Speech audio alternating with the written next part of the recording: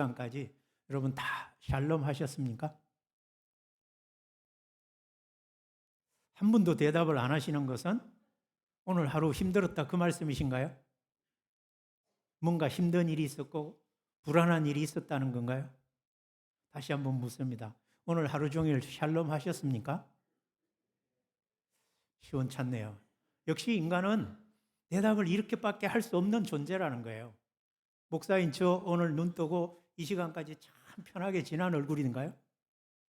아니면 뭔가 고민에 시달린 얼굴 같습니까? 저도 똑같아요. 이런 걱정 저런 걱정 눈 뜨면 감사로 시작해서 눈 감을 때 되면 또 무슨 염려 걱정이 그리 많았든지 하루하루가 날마다 천국이면 좋겠는데 천국 가는 날까지는 천국은 그리워하는 곳으로 남을 것 같은 거예요. 여러분 슈에른 케르케고르가 인간은 죽음에 이르는 병을 가지고 있는데 그게 뭐예요? 불안이잖아요. 불안, 두려움, 공포. 그래서 인간은 사실 이 불안은 아담이 하나님 앞에서 범죄했을 때 에덴 동산에서 범죄한 후에 나무 뒤에 숨어서 하나님이 찾아오셔서 아담아 네가 어디 있느냐라고 물었을 때 맨 처음 고백했던 감정이에요. 제가 두려워서 숨었습니다. 여러분 옷을 벗으면 부끄럽다고 해야 되는데 아담은 두렵다고 하죠. 그래서 이것을 존재론적 불안이라고 하는데 이때부터 인간은 사실 하나님 앞에서 평안을 누리기보다 불안을 느끼며 살 수밖에 없는 존재였던 거죠. 하나님이 가까이 오는 만큼 인간은 두려운 거예요. 그러면 어떻게 이런 불안 가운데 사는 우리에게 주님은 평안으로 오실 수 있을까? 주님은 평안을 주실 수 있을까? 해서 오늘 설교 제목이 보셨나요, 아까? 불안한 자들에게 베푸시는 주님의 평안이라는 제목으로 말씀을 나눠보고자 합니다. 아시는 대로 마태는 여러분 예수님의 사역과 생애를 연대기로 기록하지 않고 주제별로 기록을 하지 않습니까? 그래서 오늘 지금 이 본문이 8장이잖아요. 8장의 위치가 어디쯤 되냐 하면 1장부터 4장까지가 예수님이 하나님의 아들 왕이시다라는 족보를 추적하고 그 왕으로서의 권위를 증명하고 있는 것이라면 5장부터 7장까지는 왕으로서 이 땅의 나라들을 향한 하나님 나라의 백성을 향한 가르침이죠. 그리고 그분이 왕이시고 그분이 하나님 나라의 원리와 원칙을 우리에게 가르쳐 주시는 분이라는 걸 증명하기 위해서 8장부터 10장까지 왕의 능력, 하나님의 아들로서 이 땅에 오셔서 그분이 하실 수 있는 일들을 보여주는 첫 장면이 바로 오늘 이 8장에 나오는 사건이에요. 그러면 8장 1절부터 보시면 어떤 사건이 나옵니까? 예수께서 산에 내려오시니 마태복음에서는 산상수훈 끝나자마자 이어서 이렇게 고치는 사건을 이야기하죠. 처음에는 나병 환자를 고치셔요. 그 다음에 백부장의 하인을 고치시면서 여기서 예수님이 충격을 받죠. 어떤 이스라엘에게서도 볼 수 없었던 믿음을 이 이방인인 백부장에게서 보면서 이스라엘 가운데 내가 이만한 믿음을 본 적이 없다라고 믿음을 가진 이방인을 칭찬을 합니다. 이 장면과 오늘 우리가 보게 되는 본문을 좀 대조적으로 볼 필요가 있죠. 그리고 나서 예수님이 이제 하나님 나라의 왕으로서 또 가르치신 후에 많은 사람들을 고치고 오늘 배에 오르셨으니 이 제자들과 배 타고 가시다가 풍랑 만난 사건은 마가복음 4장 35절에서 귀신 고치는 이야기까지 5장 20절까지도 나오고 누가복음 8장 22절부터 39절까지도 다 나옵니다. 그러니까 마태, 마가, 누가복음에 공통적으로 다 나오는 이야기예요. 근데 표현이 약간씩 다른데 오늘 마태복음 이야기가 가장 짧게 나옵니다. 이 스토리들이. 그래서 이야기를 하면서 약간 다른 본문들도 참고를 할 텐데 첫 번째 그러면 여러분 앞에서 백부장 그다음에 많은 사람들 온갖 질병 고친 사람 걸린 사람들 다 고쳤죠. 그러면 이거는 뭐냐 하면 주로 죽음에 직면한 사람들에게 즉 죽음의 불안에 시달리는 사람들에게 준 평안이었어요. 근데 오늘 이 마태복음 8장 23절부터 27절은 인생의 폭풍 가운데서 주시는 평안이에요. 그리고 28절부터 34절까지는 불안에 떠는 공동체에게 주시는 평안, 이렇게 분류를 제가 해보았어요. 자, 그러면 일단 23절부터 한번 보죠. 예수님이 배에 오르실 때, 이때가 언제냐면 마태는 산상수훈이 끝나고 그 산에서 내려오셨을 때로 하지만 마가복음이나 다른 데로 보면 예수님이 하루 종일 이 가버나움에서 바닷가에서 제자들에게 또는 그 몰려든 무리들에게 배에 올라서셔서 하루 종일 비유로 가르치시는, 그래서 지금 이때는 그날 날이 저물 때라고 그 마가복음 4장 35절에서 얘기하죠. 그러니까 하루 종일 예수님은 사역을 하시고 고치고 치유하시고 비유로 가르치신 후에 이제 뭐라고 하냐면 배에 오르셨어요. 그리고 건너편으로 건너가자. 그 건너편이 여러분 28절에 보니까 가다라 지방. 이 마가복음과 누가복음에서는 여기를 그라사 지방이라고 하는데, 이 비유 끝에 보면 여러분 마가복음이나 누가복음에는 데가블리 지역이라고 나옵니다. 이 가다라 지방 또는 그라사 지방은. 그래서 가다라는 그 데가블리라는 것은 여러분 헬라어로 데카라는 말이 열이에요. 볼리가 폴리스, 도시국가. 그래서 10개의 도시국가 중에 한 지역이 수도가 바로 데가볼리예요. 근데 그라사는 그 데가볼리의 근교에 있는 가버나움 맞은편에 있는 작은 마을이에요. 지금은 지진이 나서 흔적도 없고 그곳에 유황 온천이 있어서 아랍 사람들이 거기서 유황 온천을 즐기는 지역이 됐는데, 어쨌든 예수님이 하루 종일 사역을 하시고 그라사 지방으로 건너가시자고 하는 사이에 갈릴리 호수를 지나가는데 때가 언제라고요? 시간이 저녁 무렵. 그러면 한 가지 질문을 해보죠. 여러분, 해안풍이라는 것과 육지풍이라는 거 아세요? 우리 학생들 공부 배웠어요? 자, 낮이 되면 바람이 바다에서 육지로 불어요? 육지에서 바다로 불어요? 예? 우리 초등학교 중학생들에게 지금 질문하는 거예요. 육지풍이 불어요? 해안풍이 불어요? 할렐루야. 모르는 건 모른다고 해야죠. 왜냐하면 안 배웠으니까. 제일 뒤에 앉은 우리 어린 자매가. 여러분, 햇볕이 비치면 바다가 먼저 데워질까요? 땅이 먼저 데워질까요? 땅이 먼저 데워지죠. 그러면 낮에는 땅이 먼저 뜨거워지잖아요. 그러면 해가 지면 공기는 어디서 어디로 이동해요? 따뜻한 데서 차가운 곳으로 이동하잖아요. 그죠? 근데 이 갈릴리 호수가, 여러분 여기 보면 호수에 풍랑이 일어났다고, 폭풍이 쳤대요. 여러분 호수에 풍랑이 있는 거 봤어요? 없잖아요. 호수에 폭풍 쳐서 배가 가라앉을 정도로 파도가 높은 호수는 세계 어디에도 없어요. 근데 여기 성경에 보니까 갈릴리 호수에는 있대요. 왜냐하면 이 갈릴리 호수는 해수면보다 바다 높이보다 240m나 낮아요. 그런데다가 동쪽은 여러분 지중해에서 오는 계곡을 따라 뜨거운 바람이 들어와요. 그 다음에 위쪽에서는 해발 3,000m가 넘는 헐몬산에서 찬바람이 내려와요. 그러니까 낮이냐 밤이냐에 따라 바람 방향이 완전히 바뀌는 거죠. 그래서 낮에는 갈릴리 바다에서 저쪽 지중해 쪽으로 불다가 밤이 되면 지중해에서 갈릴리 바다 쪽으로 따뜻한 바람이 들어오고 헐몬산에서 찬바람이 내려와서 갑자기 이 바다보다 240m나 높은 이 동그랗게 막힌 사방이 높은 산으로 둘러싸인 이곳에는 갑작스럽게 돌풍이 일어나죠. 그래서 이런 돌풍이 일어난 상황인 거죠. 자, 그런데요, 예수님이 제자들 보고 얘들아 저쪽으로 건너가자라고 했잖아요. 그런데 여기 예수님의 제자들 중에는 직업이 어부였던 사람들이 있습니까? 없습니까? 거기서 갈릴리에서 자라고 뼈가 굵은 어부들이 많이 있잖아요. 누구누구의 대표적으로. 알면서 대답 안 하기예요? 모른 척하기 없기. 여러분 베드로, 그죠? 요한, 야고보 이런 사람들 어부예요. 그럼 여러분 거기서 몇십 년, 30년 이상을 고기를 잡았던 사람들이 이 시간쯤 되면 어떤 바람이 분다 그걸 몰랐을까요? 알잖아요. 근데 누구 믿고 출발했어요? 누가 가자고 했기 때문에? 예수님이 가자고 하니까 출발했어요. 그러면 예수님은 가자고 해놓고 뭐 하셔요? 지금 여기 보니까. 에? 주무시죠. 여러분, 우리는 충분히 이해가 돼요. 근데 어떤 분들은 아니 신이신 분이 어떻게 주무시냐 이럴 수도 있죠. 근데 제가 배경을 설명했잖아요. 하루 종일 사역하셨어요.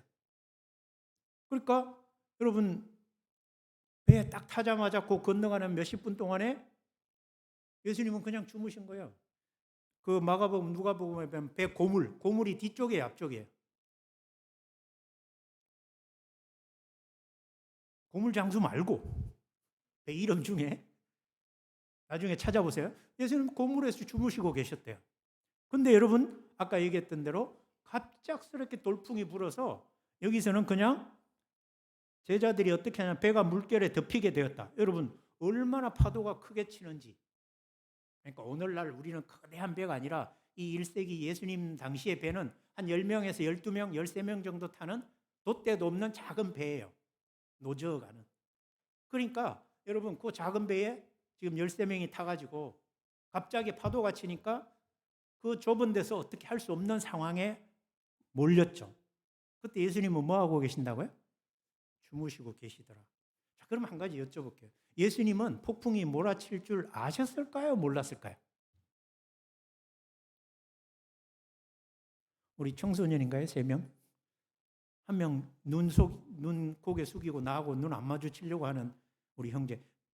그러니까 내가 그거 적는 걸 보고 감동을 받아서 물어보려고. 자, 예수님은 이 폭풍우가 몰아칠 줄 아셨을까요? 몰랐을까요? 아, 몰랐을 거다? 네. 예수님 조금 의심하는 것 같은데. 예수님은요, 여러분 모르시는 게 없잖아요. 그러니까 우리가 상식적으로 생각해 봐서 제가 자연 원리로 기류, 대류학으로 설명을 했지만 예수님은 풍랑이 이 시간에 오고 있다는 걸 아셨어요. 그런데도 예수님은 주무셨죠. 아무 말씀도 안 하시고. 여러분이 예수님이라면 제자들에게 뭐라고 하고 주무시고 있어요? 어떻게 해줄 것 같아요?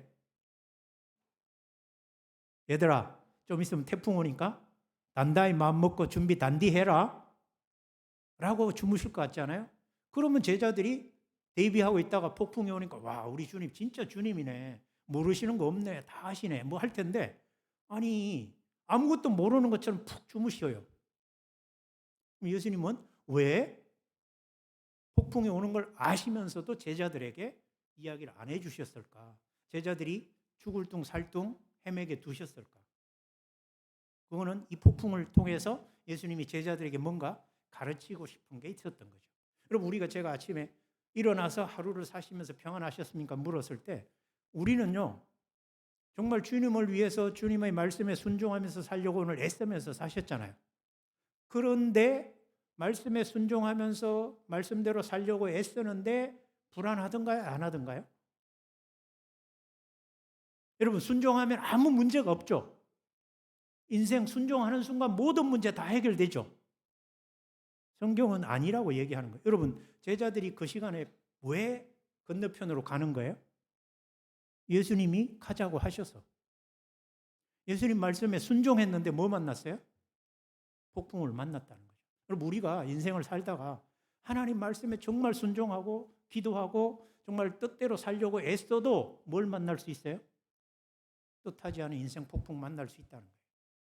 그러면 주님, 우리는 그러죠. 아니 주님, 이 폭풍 오기 전에 좀 막아주시지. 미리 좀 얘기해 주시지. 왜 이렇게 느닷없이 제 인생에 폭풍을 일으키십니까? 라고 우리는 얘기할 수 있잖아요. 그럼 오늘 이 사건을 통해서 우리가 뭘 배울 수 있어요? 아, 내 인생에 오는 폭풍은 주님이 미리 말씀 안 해주시는 이유는 내가 이 폭풍을 통해서 배워야 할 교훈이 있구나 하는 생각을 할 필요가 있다는 거죠. 그럼 주님은 어떤 교훈을 제자들에게 가르치고 싶었을까 하는 거예요. 자, 보십시오. 갑자기 느닷없는 폭풍에 여러분 제자들이 처음에는 어떻게 했겠어요? 자기들이 어부고 그런 폭풍 한두 번 만난 게 아니니까 자기들 힘으로 자기들 기술로 여러분 그간 쌓았던 경험과 지식과 정보를 다 동원해서 어떻게든 그 풍랑을 이겨보려고 노력하지 않았겠어요? 그 사이에 상황은 더 좋아지기는커녕 나빠지는 거죠. 예수님은 주무시면서 여러분 진짜로 이런 상황을 모르셨겠죠. 요거는 애매한 질문이에요. 주무시면서도 예수님은 모든 걸 다 안다. 신이시기 때문에. 아니, 이때는 인간으로 피곤해서 주무셨는데 그럼 어떻게 대답해야지? 그건 저도 모르겠어요. 어쨌든 예수님은 이미 폭풍이 올 걸 아시고 주무셨고, 그럼 폭풍이 오면 어떻게 될 것이고 제자들이 어떻게 반응할 것을 아시면서 주무셨기 때문에 사실은 주무시면서도 이 상황을 아셨다라고 하는 게 우리로서는 이해하기가 편한 거죠. 그러면 폭풍이 점점 심해지고 제자들이 그간 인생 살아오면서 쌓았던 모든 경험과 지식과 여러분 기술 정보를 다 동원해도 해결할 수 없는 문제 한가운데 처하게 된 거잖아요. 해결책이 뭐겠어요, 그러면? 여러분, 이들이 찾은 해결책이 뭐죠? 성경에 보니까. 자, 옆 사람 잡아보세요. 옆에 있는 사람. 그리고 흔들어, 깨워. 아주 세게. 왜냐하면 내가 죽을 지경이기 때문에 살려달라고 깨워봐요. 순종 안 하면 안 돼요, 여러분. 막 흔들어 봐야 이 실감이 난다니까. 그러면서 이렇게 말하는 거예요. 여기 제자들이 뭐라고 그랬어요? 자, 제자들이 한 말을 우리 다 같이 한번 해보십시다.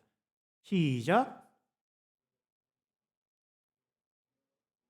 여러분, 그렇게 얘기했겠어요?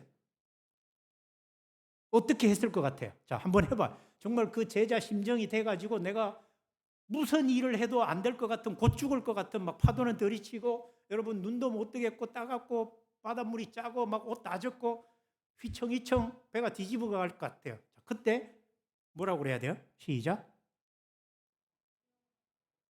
그래가 주님이 일어나시겠어요, 여러분? 어떻게 해야 깨겠어요, 좀? 자, 깨워봐요, 주님을. 시작. 예, 그 정도 목소리가 좀 커야 되는데, 주여! 여러분, 이래야 주님이 일어나시지 않겠어요? 그러면서 뭐라고 그래요? 구원하소서 우리가 죽겠나이다. 여러분, 우리가 죽겠나이다, 이게 현재형이에요. 무슨 말이냐면 우리가 죽어가나이다 이거거든요. 헬라어 원문에. 자, 그러면 여러분, 이 말에 어떤 모순이 있는 것 같아요? 이 말에 무슨 모순이 있는 것 같아요? 없는 것 같아요? 무슨 모순이 있어요? 여러분, 제자들은 지금 주님 혼자 사시고 자기들만 죽을 것 같은 거예요. 그렇잖아요? 여러분, 자기들이 죽어가고 있으면 누구도 죽어가야 돼요? 예수님도 죽어가야 되잖아요. 근데 예수님은 왜 찾아? 여기서 스스로 신앙의 모순을 보이는 거예요. 여러분, 우리가 하나님 말씀에 순종해서 하나님 뜻대로 살아가려고 해도 피할 수 없는 인생 폭풍, 그리고 아무리 기도하고 새벽기도 다니고 막 금식하고 철야하고 성급이 막 11조 안 내던 것까지 다 내도 문제가 해결이 안 돼. 그럴 때 결국 우리는 누구를 찾을 수밖에 없어요? 금식까지 하면서 주 앞에 나와서 주님 일어나시라고, 나 죽는다고, 살려달라고 깨우잖아요. 여러분, 그때 우리가 생각해 봐야 될 게, 이 제자들이 예수님은 주무시고 나는 지금 죽어가면 예수님은, 나 죽으면 예수님은 안 죽으시나? 여러분, 예수님이 주무시기 때문에 제자들이 뭐라고 그러냐면 우리가 죽겠나이다 하고 있죠. 근데 다른 성경 마가복음이나 누가복음에 보면 뭐라고 그래요? 우리의 죽어가는 것을 돌보지 아니하십니까? 이렇게 나와요. 여러분, 주님은 우리가 인생의 불안 한복판에 가장 깊이 고뇌하고 고통에 젖어 있을 때 마치 뭐 하시는 분처럼 느낄 때가 있어요? 나와 무관하게 주무시고 계시는 분처럼 느낄 때가 있는 게 우리예요. 그게 우리 신앙의 현 주소라는 거예요. 예수님이 지금 일어나셔서 뭐라고 그러세요? 그렇게 막 깨우는 제자들에게 첫 마디가 뭐였습니까? 어찌하여 무서워하느냐 믿음이 작은 자들아. 자, 그럼 여러분, 예수님이 여기서 믿음이 작다라는 것은 어떤 사람들을 가리키는 거냐 하면 여기서 제자들을 가리키잖아요. 그럼 제자들이 어떤 모습을 보고 믿음이 작다고 하는 거예요?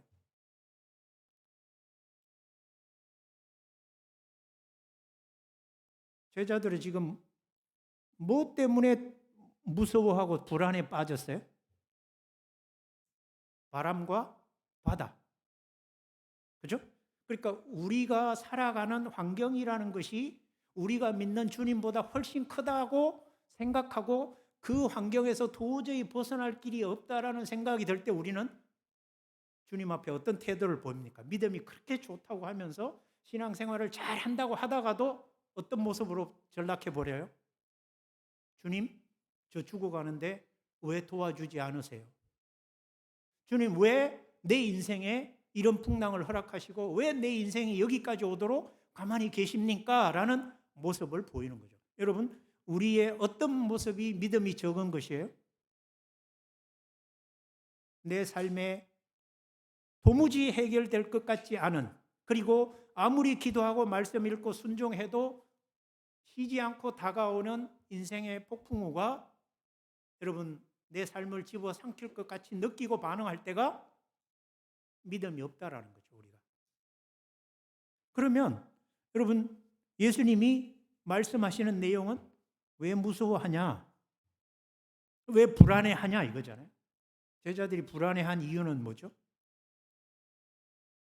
주무시고 계시는 주님도 우리가 죽으면 같이 죽을 텐데 주님이 주무시고 계시는 거 보면 이분은 이 풍랑과 뭔가 이 풍랑에 대하여, 폭풍에 대하여, 이 빗물에 대하여, 이 상황에 대해 해결책이 있으시구나. 그럼 우리가 해야 할 일은 뭘까?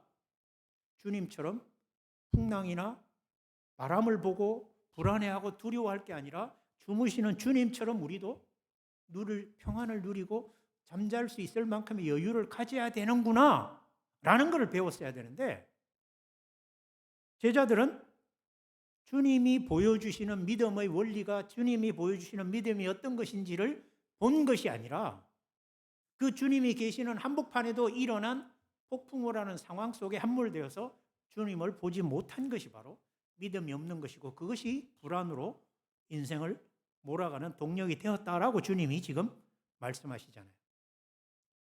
여러분, 주님이 일어나셔서 어떻게 하셨습니까? 바람을 그리고 바다를 꾸짖으시니, 이 꾸짖으시다는 단어가요 현재 미완료예요. 헬라 원어상으로. 무슨 말이냐면 바람아 잠잠하라, 바다야 잔잔하라 하기도 전에 벌써 바다하고 바람이 잔잔해졌다 이거죠. 그런 분이 누구세요? 주님이시다, 이걸 지금 이야기하려는 거예요. 그러면 여러분, 이 사건을 통하여 폭풍우 속에서 살 길이 없어서 마지막 방법으로 주님을 찾았던 제자들에게 예수님은 얼마나 두려웠냐.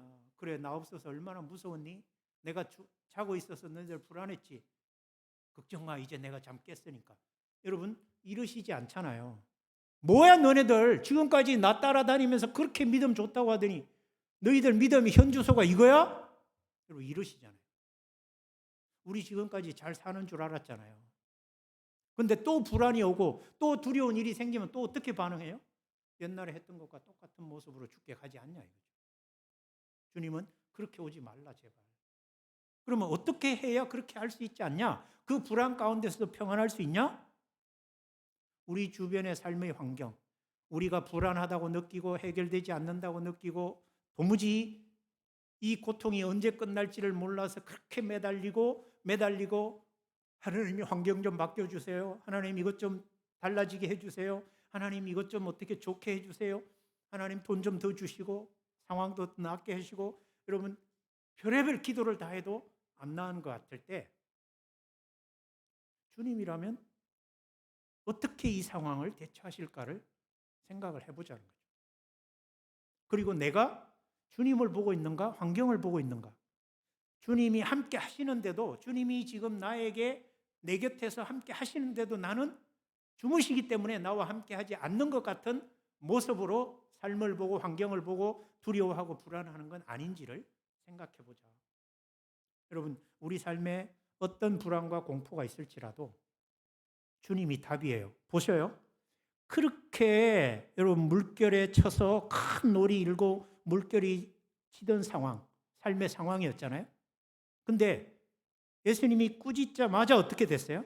26절 끝에 보니까 아주 잔잔하게 되었다. 여러분, 인생의 폭풍우에 답은 우리가 원하는 건 잔잔함이잖아요. 그럼 뭘 대입하라는 거예요? 뭘 대입해야 잔잔함이 나와? 인생의 폭풍우에 예수님을 대입을 해야 된다. 이 방정식은 우리 인생의 절대로 불변의 방정식이라는 거죠. 인생의 모든 불안과 두려움에 예수님을 대입하자. 우리는 나의 연약함, 나의 무능, 나의 무지, 나의 취직 안 됨, 나의 연약함, 나의 키 작음, 나의 학교, 지방대학. 여러분 별의별 요소들을 다 넣어서 안 되는 이유들, 불안할 수밖에 없고 여러분 놀이 일 수밖에 없다는 상황들을 우리는 핑계를 댈 수 있겠지만 그 모든 상황의 답은 예수 그리스도시다는 것을 우리는 생각을 할 필요가 있겠다. 그러면서 여러분 제자들이 믿음이 한 단계 성장하는데 그 사람들이 놀랍게 여겨, 여기 놀랍게 여겨란 말은 그들의 믿음의 눈이 떠져 이렇게 해석할 수도 있어요. 믿음의 눈이 떠지니까 여러분 바람과 바다가 보이는 게 아니라 이 사람이 누구이기에 어떠한 사람이기에 즉 예수님이라는 존재에 대한 새로운 인식, 새로운 이해, 새로운 신뢰가 생긴 거죠. 여러분 그러니까 예수님이 제자들이 폭풍 만날 걸 아시면서도 주무신 이유는 뭐예요? 결국은 이 폭풍을 통하여 제자들이 예수님이 누구고 어떤 분인지를 깨닫게 하는 기회를 주시려는 것이었다. 그럼 적용해 본다면 우리 인생에 어떤 폭풍우가 닥치고 고민이 생기고 어려운 일이 생기고 경제적이든 자식 문제든 남편 문제든 아내 문제든 어떤 문제든 생겼을 때 여러분 그 상황을 허락하신 주님의 뜻은 상황을 해결하기 위한 답을 찾으라는 게 아니라 주님에 대한 나의 이해가 어떤 부분이 부족하고 내가 어떤 부분에 주님을 잘 모르고 있고 아직도 주님에 대하여 어떤 이 시기에 라는 어떤 이라는 부분에 대한 이 종합적인 이해와 종합적인 신뢰와 종합적인 여러분 믿음이 내게 아직도 없지 않느냐. 여러분 주무시는 주님이 제자들이 만약에 안 깨웠으면 어떻게 됐을까요? 제자들이 예수님 안 깨웠으면 생각해 보셨어요? 안 깨웠으면 어떻게 될 것 같아요? 예수님하고 제자들하고 갈릴리 바닷속에 다 빠져 죽었겠죠. 그럼 성경 기록도 안 됐을 거고 이런 이야기는 그 뒤에 그라사 얘기고 뭐고 아무것도 없겠죠. 그럼 근데 우리가 그건 상상할 수가 없잖아요. 그러면 기록은 안 됐지만 생각해 보건대 안 깨웠어도 답은 뭐예요? 살았다. 살았다. 그럼 예수님은 주무시는 예수님이나 깨우신 예수님이나 똑같은 분이라는 거죠. 근데 왜 우리는 주무시는 예수는 우리를 돌봐주지 않고 우리에게 해결책을 안 주시는 분처럼 생각해서 깨워야만 된다고 이해하고 깨우려고 하는가? 환경 해결을 위하여 주무시는 예수를 깨워야 된다고 생각합니다. 여러분, 내 편에서 어떤 해결책을 찾으려고 한다는 거죠. 예수 앞에. 근데 예수님은 이미 답이 있으셨고 그 상황에 대한 사전 이해와 사후 이해까지 다 알고 계셨기 때문에 그럼 우리가 그 상황 속에서 풍랑을 대하는 가장 최고의 방법은 뭐겠어요? 어떻게 반응하는 거겠어요? 예수님이 기대하신 반응은 뭐겠어요? 파도가 치든 말든 12명이 다 같이 자는 거예요. 주무실 수 있겠어요? 예수님이니까 주무시지. 우리가 어떻게 거기서 잘 수 있어요? 그러죠? 예수님은 그런 우리를 원하세요. 예수님이 주무시면 그냥 주무시고 풍랑을 볼 게 아니라 주무시는 예수님을 보라는 거죠. 그러면 어때요? 예수님이 무슨 답이 있으시니까 주무시지 우리가 죽게 됐는데 예수님도 빠져 죽으실 텐데 해답이 없겠어? 그럼 우리도 같이 자자. 여러분 이런 믿음을 가지시기 바랍니다.